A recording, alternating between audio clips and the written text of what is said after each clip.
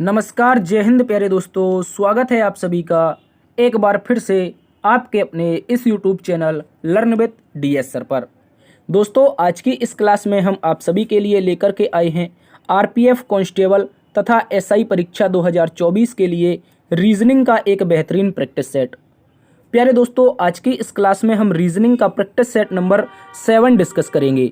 यानी कि आज हमारा RPF कांस्टेबल और SI के लिए 7वें नंबर का प्रैक्टिस सेट होगा।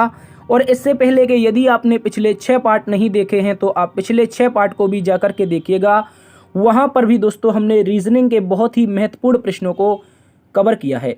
इसके अतिरिक्त बात करते हैं साथियों आज की इस क्लास की, तो कुछ इस प्रकार से प्रश्न आपके सामने रहेंगे। जैसे कि क्वेश्चन नंबर 3 आप देख रहे हैं, जिसमें लिखा है कि उत्तर प्रदेश, मध्य प्रदेश और राजस्थान, ये 3 शब्द दिए गए हैं और इन तीनों शब्दों के बीच का हमें बेन आरेख ज्ञात करना है। इसके अतिरिक्त हम देखेंगे क्वेश्चन नंबर 1 को, जिसमें लिखा है घड़ी का संबंध अगर समय से है तो थर्मामीटर का संबंध किससे हो जाएगा। यानी कि ये जो क्वेश्चन मार्क दे रखा है, इस क्वेश्चन मार्क के स्थान पर कौन सा शब्द आएगा 4 इन विकल्पों में से, वो हमें बताना है। साथियों, चलिए शुरुआत करते हैं आज की इस क्लास की। बहुत ही शॉर्ट ट्रिक के माध्यम से इस क्लास को डिस्कस करेंगे। चलिए, स्वागत है आप सभी का। इससे पहले आपको एक बार फिर से एक जानकारी दे दें साथियों, अभी तक आप में से 60% ऐसे लोग हैं जिन्होंने चैनल को सब्सक्राइब नहीं किया है। तो प्लीज़ यार इसको सब्सक्राइब कर लीजिए। सब्सक्राइब करने का कोई पैसा चार्ज नहीं है। यदि आप पहली बार चैनल पर विजिट कर रहे हैं तो यकीन मानिए रीजनिंग को आप बहुत ही महत्वपूर्ण तरीके से, बहुत ही शॉर्ट ट्रिक के माध्यम से समझेंगे। इसके अतिरिक्त जिन साथियों ने चैनल को सब्सक्राइब कर लिया है उनकी संख्या लगभग 40% है। आप सभी का दिल से बहुत बहुत धन्यवाद जिन्होंने चैनल को सब्सक्राइब किया है, और जिन्होंने नहीं किया है तो प्लीज़ यार आप लोग भी कर लीजिए, ठीक है। आप लोग एक बार से सेशन को दोस्तों में शेयर भी कर दीजिए। चलिए क्वेश्चन नंबर 1 में चलते हैं। क्वेश्चन नंबर 1 का उत्तर बताएंगे सभी प्यारे दोस्त, बताएंगे प्रश्न नंबर 1 का सही उत्तर क्या होगा। बोला गया है घड़ी का संबंध अगर समय से है तो थर्मामीटर का संबंध किससे होगा। 4 विकल्प आपके सामने हैं और महत्वपूर्ण प्रश्न है साथियों। देखो, बात करते हैं यहाँ पर हम घड़ी के बारे में। किसके बारे में साथियों? घड़ी के बारे में बात करते हैं। तो बताओ घड़ी का प्रयोग किस लिए करते हैं? आप बोलेंगे सर समय देखने के लिए। जो घड़ी का प्रयोग होता है वो किस लिए होता है? समय देखने के लिए, कितना बज गया, कितना समय हुआ, वहाँ जाना है, कितना समय हुआ, इस तरह से। तो प्यारे दोस्तों मुझे बताओ, ये जो थर्मामीटर दे रखा है, क्या दे रखा है साथियों? ये जो थर्मामीटर दे रखा है, इस थर्मामीटर का संबंध किससे हो जाएगा? प्यारे दोस्तों याद रखेंगे, आपने देखा होगा यदि आप कभी डॉक्टर के पास गए हैं, ठीक है, डॉक्टर के पास गए हैं, जब आपको बुखार होता है तो डॉक्टर एक विशेष प्रकार का यंत्र, छोटा सा पेन टाइप का, वो निकालता है, आपके या तो मुंह में लगाएगा या बगल के नीचे लगाएगा। वो वहां से तापमान चेक करता है। थर्मामीटर का काम क्या होता है साथियों? तापमान चेक करना, ठीक है। याद रखेंगे ये डॉक्टर के पास रहने वाला यंत्र है और इसका प्रयोग बेसिकली डॉक्टर ही करते हैं। तो तापमान कहाँ पर है? विकल्प नंबर डी में है। दोस्तों जो इस प्रश्न का उत्तर बनेगा वो विकल्प नंबर डी बन जाएगा। इस बात को आप सभी अच्छे से याद रखेंगे। ये महत्वपूर्ण प्रश्न है दोस्तों आपके एग्जाम के लिए। अगले प्रश्न में चलते हैं। क्वेश्चन नंबर 2, जिसमें कहा गया है यदि किसी सांकेतिक भाषा में इंग्लैंड को ये लिखा जाता है और इसके अलावा फ्रांस को ये लिखा जाता है तो ग्रीस का कोड क्या होगा।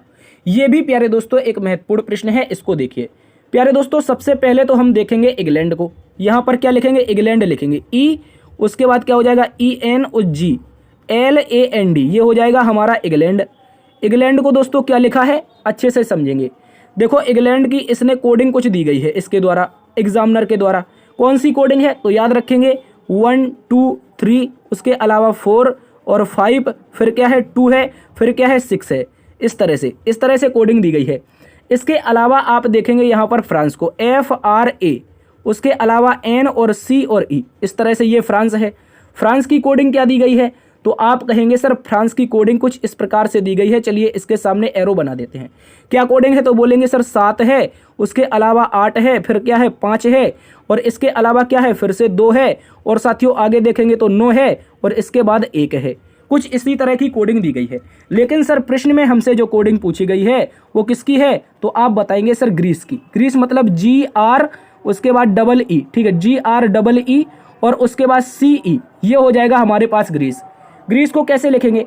देखो साथियों, जो जिसके सामने है आप उसको उसी के सामने रख दो। जो यहाँ पर जिसके सामने है आप उसको उसी के सामने लिख दो तो हमारा कोड आ जाएगा, ठीक है। इस बात को याद रखेंगे। देखो साथियों क्या लिखेंगे, तो आप देखो यहाँ पर गौर से, यहाँ पर आपको कुछ कोडिंग मिलेगी। कोडिंग क्या मिलेगी, मेरे पास देखो पहला लेटर क्या है, जी है, और जी के सामने जो कोडिंग दी गई थी वो इंग्लैंड में कितनी थी, 3 थी। उसके बाद यहाँ पर दूसरा लेटर आर है, तो फ्रांस में आर की कोडिंग कितनी दी गई है, 8 दी गई है। फिर हमारे पास ई आया है, तो ई की कोडिंग कितनी है, 1 है। ई की कोडिंग इंग्लैंड में भी 1 है और फ्रांस में भी 1 है। तो हम क्या करेंगे साथियों, अब गौर से समझो, यहाँ पर हम इसको ऐसे ही रख देंगे। कैसे रखेंगे, तो देखो पहले सबसे पहले जी है, तो मैंने देखा जी के सामने कितना था, 3 था, तो 3 से शुरुआत होनी चाहिए विकल्प की। तो 2 विकल्प तो प्यारे दोस्तों ये गलत हो गए। इसके अलावा अब आर आया है, आर की कोडिंग हमने देखी थी 8 थी, ई की कोडिंग देखी थी 1 थी, फिर से ई आया है तो 1, और सी की कोडिंग आपको मिल जाएगी। सी के सामने देखो ये क्या लिखा है, 9 लिखा है। क्या लिखा है, 9 लिखा है, इस बात को याद रखेंगे। ठीक है, तो यहाँ पर सी की कोडिंग 9 हो जाएगी और लास्ट में ई की 1 फिर से हो जाएगी। तो उत्तर हमारा जो बनेगा वो बनेगा साथियों 38, 11 और 91। 38, 11 और 91 को आप लोग अगर देखेंगे तो ये साथियों विकल्प नंबर बी में है। इस बात को आप सभी अच्छे से याद रखेंगे। आप लोगों को साथियों थोड़ी पीछे वॉइस की प्रॉब्लम हो सकती है, ठीक है, यहाँ पर पीछे डीजे बज रहा है, तो आप थोड़ा सा एडजस्ट कर लीजिए। ठीक है, तो इस प्रश्न का जो उत्तर आएगा वो मैंने बता दिया है, क्या हो जाएगा, विकल्प नंबर बी। कैसे आया है ये सारी की सारी जानकारी आपके सामने है। क्वेश्चन नंबर 3 में चलते हैं। क्वेश्चन नंबर 3 एक महत्वपूर्ण प्रश्न है, जिसमें हमसे बोला गया है उत्तर प्रदेश, राजस्थान और मध्य प्रदेश शब्दों के बीच में सही वेन आरेख क्या होगा। यहाँ पर क्या बताना है, उत्तर प्रदेश, राजस्थान और मध्य प्रदेश, इनके बीच का वेन आरेख। तो गौर से समझो प्यारे दोस्तों, यहाँ पर एक आपका जो आरेख आएगा वो यूपी के लिए आ जाएगा, और दूसरा जो आरेख आएगा साथियों ये मध्य प्रदेश के लिए आ जाएगा। ठीक है, और तीसरा जो आरेख आएगा ये प्यारे दोस्तों अपना राजस्थान के लिए आ जाएगा। ठीक है, किसके लिए, राजस्थान के लिए, क्योंकि ये किसी में एक दूसरे को क्रॉस नहीं करेंगे। क्यों नहीं करेंगे, क्योंकि प्यारे दोस्तों ये तीनों के तीनों अलग अलग राज्य हैं। राज्य कहाँ के हैं, अपने भारत के हैं, तो ये तीनों के तीनों अलग राज्य बनेंगे। तो तीनों के तीनों जब अलग राज्य बनेंगे साथियों, तो इसके लिए विकल्प नंबर 4 हमारा सही उत्तर होगा। इस बात को याद रखेंगे। क्वेश्चन नंबर 4 में चलते हैं। कहा गया है निम्नलिखित 4 शब्दों में से 3 शब्द एक निश्चित तरीके से एक जैसे हैं जबकि एक अलग है, उस अलग शब्द को चुनें। ये एक महत्वपूर्ण प्रश्न है, अच्छे से याद रखेंगे। कहा गया है दोस्तों लखनऊ, नई दिल्ली, हैदराबाद और कोलकाता। इसके लिए विषम उत्तर क्या होगा, मुझे जल्दी से आप बता दो। देखो बात करते हैं लखनऊ की, तो प्यारे दोस्तों ये यूपी की राजधानी है। इसके अलावा बात करते हैं ये नई दिल्ली की, तो ये कहाँ की, ये अपने प्यारे से भारत की राजधानी है। हैदराबाद की बात करते हैं तो ये कहाँ की राजधानी है साथियों, ये तेलंगाना की राजधानी है। किसकी, तेलंगाना की। इसके अतिरिक्त कोलकाता की बात करते हैं तो ये दोस्तों हम लोगों की कहाँ की, पश्चिम बंगाल की राजधानी है। किसकी है, पश्चिम बंगाल की। तो प्यारे दोस्तों यहाँ पर जो विषम उत्तर आएगा वो आएगा विकल्प नंबर बी। क्यों आएगा, भारत एक क्या है प्यारे दोस्तों, देश है, जबकि 3 अन्य विकल्पों को अगर आप देखेंगे ये भारत के तीनों राज्य हैं, इनकी राजधानियां दे रखी हैं। या फिर ऐसे कह सकते हैं, ऐसे ना समझो तो केवल ऐसे समझ लो, नई दिल्ली क्या है, एक प्रकार से आपका कह सकते हैं केंद्र शासित प्रदेश है, जबकि यहाँ पर बात करते हैं लखनऊ की, हैदराबाद की या फिर कोलकाता की, ये अपने उत्तर प्रदेश की राजधानियां हैं। ठीक है, इस बात को आप सभी याद रखेंगे। लेकिन वैसे जो उत्तर बनेगा वो भारत की राजधानी के रूप में एक देश की राजधानी है, जबकि अन्य 3 जो राजधानियां हैं वो किसकी हैं, प्रदेशों की राजधानियां हैं। तब भी आपका विकल्प नंबर 2 ही सही उत्तर बनेगा, इसका विषम। ठीक है, याद रखेंगे। क्वेश्चन नंबर 5 में चलते हैं। कहा गया है निम्नलिखित प्रश्न में लुप्त अंग ज्ञात करो। यहां पर लुप्त अंग बताना है, और लुप्त अंग कहां पर है, ये रहा पीछे, इसका लुप्त अंग बताना है। देखो कैसे बताएंगे, गौर से समझना है आपको प्रश्न को। आपको मैं बता देता हूं, यहां पर ये मान लीजिए ये पहला वाला चित्र है, ये हमारा दूसरा वाला चित्र है, और यहां पर हमारा तीसरा वाला चित्र हो जाएगा। इसके अलावा अब आप गौर से देखिए। देखो साथियों कैसे देखेंगे, यहां पर समझो, मैंने कहा पहले इन दोनों को देखो, यहां पर जो संख्याएं दे रखी हैं 7, 2 और 3, 7 × 2 × 3, इन तीनों का आपस में हम गुणा करेंगे। 7, 2, 3 का जब आपस में गुणा करेंगे तो 7 दूनी 14, 3 42, कितना आ जाएगा, 42। और वो बड़ी संख्या हमें यहाँ पर 42 कॉर्नर में मिल जाएगी। मैंने क्या किया, अन्य 3 संख्याओं का जब मल्टीप्लाई किया तो चौथी संख्या हमें प्राप्त हुई। उसी प्रकार 9, 1 और 2, 9, 1 और 2 को देखिए कैसे, यहाँ पर 9 का गुणा 1 में करेंगे और गुणा 2 में करेंगे। ठीक है, इस तरह से 9 × 1 × 2 इनका करेंगे तो 9 एकम 9 दूनी 18। तो प्यारे साथियों एक बड़ी संख्या प्राप्त होगी जो हमें यहाँ कॉर्नर में दी गई है। अब यही लॉजिक हम यहाँ पर फॉलो करवाएंगे, कहाँ पर, नीचे लास्ट तीसरे नंबर की आकृति में। तो कैसे होगा, 5 मल्टीप्लाई में माइनस का 2 हो जाएगा, ठीक है। उसके बाद में मल्टीप्लाई में माइनस का 3 हो जाएगा। देखो हमने बचपन में पढ़ा है सर, क्या पढ़ा है कि जब हम बचपन में पढ़ते थे तो हमें बताया जाता था कि प्लस माइनस क्या होता है, ये हमारा माइनस होता है, माइनस माइनस क्या हो जाता है, इनका आपस में जब गुणा होता है तो ये प्लस में हो जाता है, जबकि माइनस प्लस क्या होता है, ये हमारा माइनस होता है, ठीक है। इस बात को याद रखेंगे। और प्लस प्लस क्या होता है, ये तो बचपन से पढ़ते आ रहे हैं ना, ये छोटी छोटी चीजें हैं, तो प्लस प्लस भी हमारा प्लस रहता था। ये सारी चीजें हम बचपन में पढ़ा करते थे। तो यहाँ पर हमें माइनस माइनस पता चला 2 बार। मैंने कहा माइनस माइनस पता चला तो क्या हो जाता है, माइनस माइनस प्लस हो जाता है, तो ये क्या हो जाएगा, प्लस हो जाएगा, गुणा में है चूंकि। तो 5 दूनी 10 गुणा 3, 5 दूनी 10 गुणा में 3, तो कितना हो जाएगा, 5 दूनी 10 तिया 30 हो जाएगा साथियों, कितना 30। तो इस प्रश्न का जो सही उत्तर आएगा वो विकल्प नंबर डी आएगा, इस बात को याद रखेंगे। विकल्प नंबर डी एक महत्वपूर्ण प्रश्न है आप सभी के लिए, उत्तर आपका बनेगा विकल्प नंबर डी, और ये क्वेश्चन आपसे एग्जाम में पूछा जा सकता है, ठीक है। अच्छे से याद रखेंगे। क्या करना था, अन्य 3 संख्याओं का प्रयोग करके हमें चौथी संख्या प्राप्त करनी थी, तो मैंने कहा अन्य 3 संख्याओं का आपस में गुणा कर देते हैं। जैसे ही गुणा किया हमने अन्य 3 संख्याओं का, उस तरीके से हमारा पहले में 42, दूसरी में 18 और तीसरे वाले में 30 आया, और 30 हमें विकल्प नंबर डी में दिया था, यही हमारा सही उत्तर हो जाएगा। इस बात को आप सभी साथी अच्छे से याद रखेंगे। चलिए क्वेश्चन नंबर 6 की ओर बढ़ते हैं। क्वेश्चन नंबर 6 में कहा गया है, क्या बोला है, यदि अंडरटेकिंग शब्द को वर्णानुक्रम में पुनर्व्यवस्थित किया जाए तो पुनर्गठन के बाद कौन सा वर्ड बीच में होगा। यह एक महत्वपूर्ण प्रश्न है, इसको भी आप अच्छे से याद रखेंगे। सबसे पहले एक शब्द दे रखा है जिसका नाम क्या है, अंडरटेकिंग, यू, उसके बाद एन, फिर क्या है, डी है, फिर ई है, फिर आर है, अंडर, उसके बाद टेकिंग, TAKIN और जी। ये रहा प्यारे दोस्तों अंडरटेकिंग।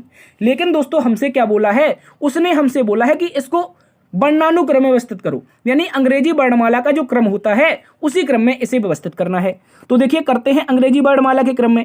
तो इनमें से सबसे पहले मुझे बताओ क्या आएगा। आप बोलेंगे भैया सबसे पहले इनमें क्या आता है, शुरुआत अंग्रेजी वर्णमाला की ए से होती है, तो यहां पर कहीं ए है, आप बोलेंगे हाँ ए है, तो सबसे पहले ए को रख दो, ठीक है। उसके बाद ए के बाद बी आता है, बी है नहीं है, क्या सी है नहीं है, क्या डी है, आप बोलेंगे हाँ सर डी है। कहां पर है, ये देखो गौर से, ये डी है, तो ए के बाद क्या हो जाएगा, डी हो जाएगा, डी के बाद ई हो जाएगा, तो ई हम यहां पर रख देंगे, ठीक है। एक मिनट, यहां पर हम क्या रख देंगे, ई को रख देंगे। ई के बाद एफ होता है, फिर क्या होता है जी, एफ तो है नहीं, तो हम क्या कर देंगे, ई के बाद एफ, फिर जी, फिर क्या होता है एच होता है, तो क्या कहीं पर एच है नहीं है, क्या आई है, हाँ सर आई है ये, तो जी के बाद क्या हो जाएगा आई, आई के बाद क्या होता है जे, क्या जे कहीं पर दे रखा है नहीं दे रखा है, तो फिर क्या दे रखा है, के दे रखा है, जे के बाद के। उसके बाद एल, क्या एल है, आप बोलेंगे नहीं है। क्या एल के बाद एम है, आप बोलेंगे नहीं है। क्या एन है, आप बोलेंगे हाँ। जे के बाद के, जे तो ना था नहीं तो मैंने के को रख दिया, उसके बाद के बाद एल भी नहीं है, एम भी नहीं, तो क्या है एन है, तो आप बोलेंगे एन हम रख देंगे, ठीक है साथियों। अब यहां पर एक एन, 2 एन, आप बोलेंगे 2 क्यों, क्योंकि प्यारे दोस्तों एक एन ये रहा, दूसरा एन ये रहा, तो वर्णानुक्रम में हम व्यवस्थित करेंगे तो एन को साथ में रखेंगे, ठीक है। इसके अलावा अब क्या बचेगा, अब आप बोलेंगे एन के बाद ओ होता है नहीं है, ओ के बाद क्या होता है, पी होता है नहीं है, क्यू होता है नहीं है, आर होता है साथियों, तो आर मिल जाएगा, देखो यहाँ पर आर के बाद एस होता है, तो एस भी नहीं है, फिर क्या होता है टी होता है, तो टी मिल जाएगा, देखो यहाँ पर ये। उसके बाद टी के बाद यू होता है, तो यू पहले स्थान पर ही मिल जाएगा। तो ये पूरी की पूरी पुनर्गठन के बाद हमारा जो शब्द बना वो कुछ इस तरीके से बना। अब उसने ये पूछा है पुनर्गठन के बाद में कौन सा वर्ड बीच में होगा, यानी मिडिल लेटर बताना है। तो कैसे बताओगे, देखो यहाँ पर गिनना शुरू करो, 1 2 3 4, तो हमने पीछे से भी 1 2 3 4, हमने 4 खत्म कर दिए। इसके बाद एक आगे से लिया, एक आगे से काटा, दूसरा पीछे से, तो दोस्तों 5 लेटर छोड़ दिए, तो बीच का लेटर हमें पता चल गया, कौन सा बीच का लेटर। और बीच का लेटर कौन सा आया है, तो आप बोलेंगे साथियों के आया है, कौन सा के आया है, और के कहां पर है, विकल्प नंबर सी में है साथियों। विकल्प नंबर सी हमारा इस प्रश्न का बिल्कुल सही जवाब बन जाएगा, इस बात को याद रखेंगे, ठीक है।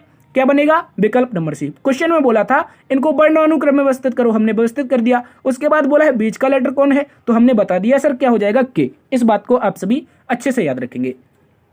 और साथियों आज की क्लास के लिए क्षमा चाहेंगे, क्लास आज यहीं पर समाप्त की जाती है। क्यों, क्योंकि प्यारे दोस्तों मुझे बाहर जाना है थोड़ा अर्जेंट, ठीक है। मैं चाहता तो क्लास को ड्रॉप कर सकता था, लेकिन मैंने सोचा यार आप लोगों का नुकसान हो जाएगा, तो कुछ क्वेश्चन ही कर लेते हैं।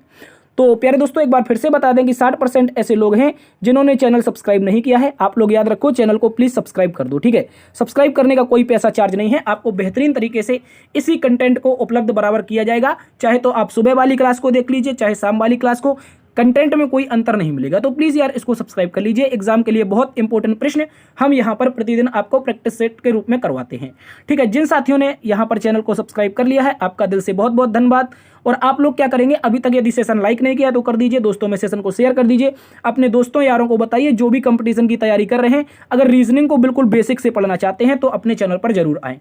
ठीक है, बस आज के लिए इतना ही रखते हैं। अपना ख्याल रखना, मस्त रहिए, स्वस्थ रहिए। फिर मिलते हैं एक नई क्लास में। जय हिंद, जय भारत, जय मां सरस्वती।